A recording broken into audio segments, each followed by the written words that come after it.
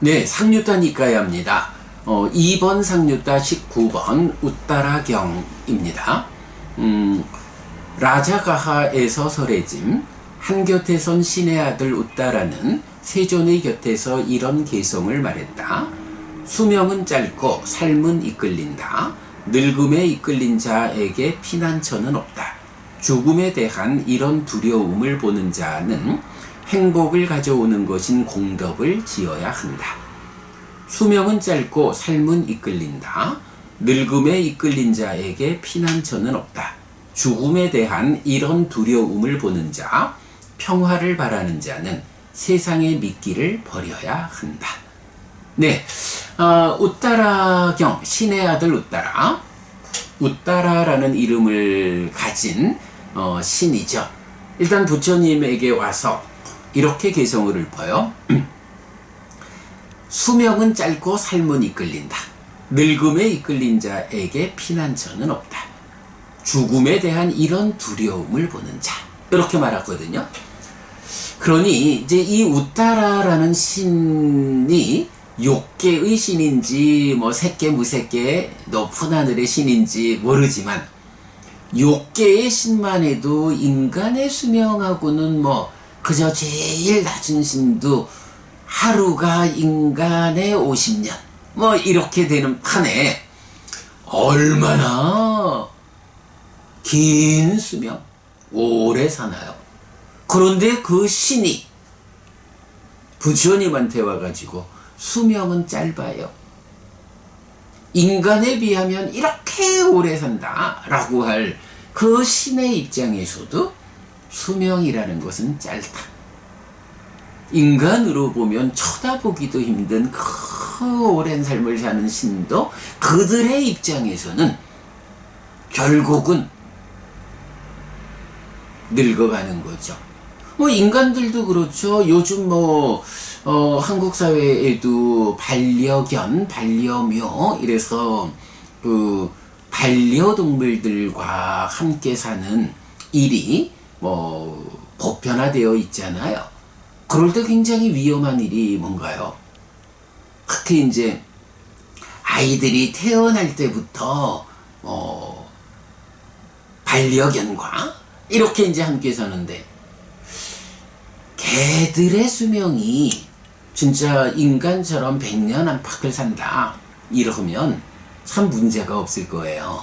태어날 때부터 참 그 온전하게 함께하는 가족과 같은 강아지, 이 강아지가 인간의 삶을 마감할 때까지 늙어 죽을 때까지 한 100년을 같이 살 수 있다면 뭐 그대로 좋겠죠. 그런데 개들도 요새 반려견이 되면서 수명이 늘어나기는 했어요. 그래도 그 개들의 삶이 늘어난 수명으로도 뭐 20년을 살기 힘들잖아요. 뭐 주변에 저도 뭐 우리 법부님들의 경우를 봐도 한 17, 18년 살면 그야말로 눈이 멀 정도로 늙어서 이렇게 개들의 수명이 있잖아요. 그러면 그렇게 태어날 때 함께 했던 이 개가 늙어서 죽을 때 그 개를 보내야 하는 이런 마음, 수명의 차이라는 게 이런 문제를 가져오죠. 뭐 그럴 때 개의 입장에서는 어떻게 했어요? 개가 인간은 100년을 사는데 우리는 20년밖에 못 산다 라고 해서 인간을 견주어 가지고 자기의 삶을 짧다라고 보지는 않을 거예요. 개는 개대로 자기대로의 일생을 20년이라는 세월을 글쎄 인간처럼 사유할 수 있다면 삶이 짧다 이러면서 이 짧은 삶의 문제를 어떻게 극복할까?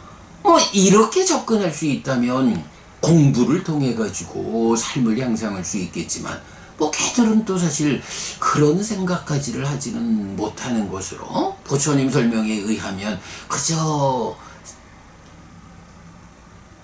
먹고 사는 일을 위해서 투쟁하는 이런 삶에 개의 몸이 가지는 특성이 그러한 거죠. 뭐 마음 자체야 안 그렇지만은 개라는 몸에 묶인 개의 몸에 종속된 삶, 이것 때문에 더 높은 삶을 지향하는, 그렇게 접근되지 못하는 거죠. 뭐 이제 그런 상황들이 있듯이 뭐 신들도 마찬가지예요. 신들의 입장에서 보면 인간과 견줄스럽게 오래 산다 라고 하지만, 인간들이 100년의 삶을 100년 동안이나 오래 산다 라고 시작했다가 세월이 가면서부터 아이고 왜 이렇게 세월이 빠르나, 이렇게 빨리 가니, 아이고 100년의 세월도 금방 가고 나는 죽어야 하네, 뭐 이래 하는 거와 똑같이 신들도 그들대로의 수명이 인간의 입장에서 보면 그래 길지만, 그들도 또한 그들대로의 시간의 속도를 가지고 참으로 이렇게 늙었구나 라고, 그들의 수명이 짧다라고, 늙어야 하고 죽어야 한다라는 이 생로병사의 중생들의 근본 괴로움, 이것을 똑같이 가지는 거죠. 예, 뭐 그런 측면에서 보면 신인데도 불구하고 부처님한테 와서 수명은 짧습니다. 삶은 이끌립니다. 어디로? 늙음으로. 그래서 늙음에 이끌린 자에게 피난처는 없습니다. 이 늙음을 극복하고 죽음을 맞이하지 않을 수 있는 늙음으로서 최후에 부닥치는 죽음이라는 이러한 현상으로부터 피난할 수 있는, 죽지 않을 수 있는, 늙지 않을 수 있는 이런 피난처는 없습니다 라고 자기의 현실을 말하는 거죠. 그래서 이렇게 짧은 수명, 늙음으로 이끌려서 죽음으로 귀결되는, 그래서 이 죽음에서 피난할 수 있는 능력이 없다, 피난처가 없다 라고 죽음에 대해서 이렇게 두려움을 보는 사람들, 이런 사람들은 이제 웃다라시는 말하는 거죠. 행복을 가져오는 것인 공덕을 지어야 한다.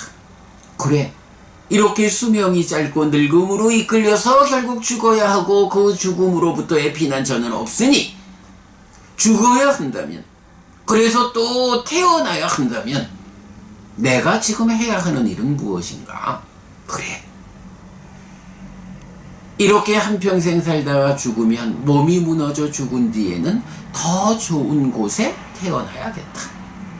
그래서 죽음 이후가 지금보다 나쁘지 않다라고 자신할 수 있을 때 죽음이라는 두려움을 극복할 수 있지 않을까?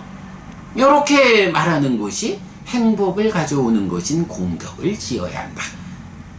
지금보다 더 좋은 삶을 이어지게 하자. 요거 뭐 제가 자주 말하는 거잖아요. 특히 이제 제가 신자의 입장에서라면 더더욱 어떤 삶을 사느냐. 갈수록 괴로움은 줄어들고 행복은 늘어나는 삶을 살다가, 그리고도 죽은 뒤에는 더 좋은 곳 하늘에 태어나는 이런 삶을 사는 것이 불교 신자의 삶이다. 물론 출가해서 깨달음을 성취해서 이 죽음으로부터의 피난처를 확보하겠다. 불사를 실현하겠다. 윤회에서 벗어나겠다. 이런 삶의 완성을 지향하는 사람이라면 뭐 제가자로서도 범행을 실천하는 자, 수행자의 삶을 살아야 하고, 아니면 근본적으로 출가해서 그 외길로 가야 한다. 그러나 그러한 출가하거나 범행을 실천하는 삶을 온전히 살아내기 어려운, 그야말로 가족들과 함께 경제활동 가운데 살아야 하는 제가자라면, 이렇게 짧은 수명이 늙음으로 이끌리고 죽어야 하는데 피난처가 없는 이런 상황에서 해야 하는 일이 무엇냐? 갈수록 괴로움은 줄어들고 행복은 늘어나는 삶을 살다가 죽은 뒤에는 더 좋은 곳 하늘에 태어날 수 있는 그런 삶. 그게 한마디로 뭔가요? 공덕을 지어야 한다. 이 공덕이 무엇입니까? 행복을 가져오는 것이다. 이렇게 우따라신이 중생이라는 입장에서 개성을 부처님께 읊은 거죠. 그랬더니 부처님이 답을 하세요. 수명은 짧고 삶은 이끌린다. 늙음에 이끌린 자에게 피난처는 없다. 죽음에 대한 이런 두려움을 보는 자. 여기까지는 똑같죠. 우따라시는 그런 사람은 행복을 가져오는 것인 공덕을 지어야 한다 라고 했는데, 부처님은 이제 거기서 한 단계 더. 자, 제가 방금 말씀드린 제가자의 삶에서 이렇게 삶이 제시되는데, 범행을 실천하는 자, 출가자에게는 깨달음을 성취해서 윤회에서 벗어난다. 불사가 실현된다. 열반을 실현한다. 이 완전한 행복의 실현, 이 자리를 부처님은 이끌죠. 그래서 죽음에 대한 이런 두려움을 보는 자에 더해서 평화를 바라는 자, 네, 열반의 실현이죠. 평화를 바라는 자는 세상의 미끼를 버려야 한다. 세상의 미끼를 버려야 한다. 행복을 가져오는 것인 공덕을 짓는 거로는, 이 공덕이 공덕이라는 개념 자체가 번뇌의 영향 위에 있는 유의적인 삶에 속한 거니까, 그것은 아직까지 마라의 지배력 하에 있는 세상이라는 미끼. 예, 요거 우리 미끼경에서 보는 거죠. 이런 나를 세상에 붙잡아 두는 미끼를 버려야 한다. 그리고 깨달아 윤회에서 벗어나야 한다. 라고 부처님은 궁극의 완성의 목적점을 제시하는 거죠. 자, 이렇게 우따라신이 두려움을 보는 자는 행복을 가져오는 것인 공덕을 지어야 한다. 그리고 부처님은 그보다 한 단계 더 넘어서 평화를 바라는 자는 세상의 미끼를 버리고 깨달아 윤회에서 벗어나라. 불사를 실현하라. 라고 이끄는 개성으로 답을 하시죠. 자, 요 경은 보면은요, 우리가 상류따 니까야 공부 시작할 때 세 번째 경, 1번 상류따 3번 이끌림 경하고 동일한 내용이에요. 그 링크 해드릴게 나중에 한번 다시 보시고요. 그 다음에 이제 사실은 이 이끌림 경과 우따라 경은 어디에서 중요한 의미를 가지느냐 하면, 예, 제가 불교 입문 소유하고자 하는 자를 위한 가르침에서 아주 큰 비중으로 다루고 있는 주제가 공덕이잖아요. 그럴 때 공덕 뭔가요? 정의할 수 있죠. 1번 행복을 가져오는 거, 2번 죽을 때 가져가는 거, 3번 저 세상에 버팀목이 되는 거. 이렇게 세 가지 관점으로 공덕을 정의해냈잖아요. 요런 그 공덕과 관련한 이야기, 불교 입문 소유에 대한 공부에서 공덕의 주요 용례 3, 4번 해서 강의한 내용이 있어요. 그래, 요거 보면, 뿐냐니 까이라타 수카와하이 해서, 수카, 행복을 가져오는 것인 뿐냐, 공덕을 지어야 한다. 라는 요 용례가 이끌림경, 우따라경, 무너짐경, 그리고 난다경, 두 바라문경 1번 해서 5번 나타나는 거 요 정리했는데, 요 부분도 이따가 링크해서 올려드리겠습니다. 부모님들도 확인하시고요.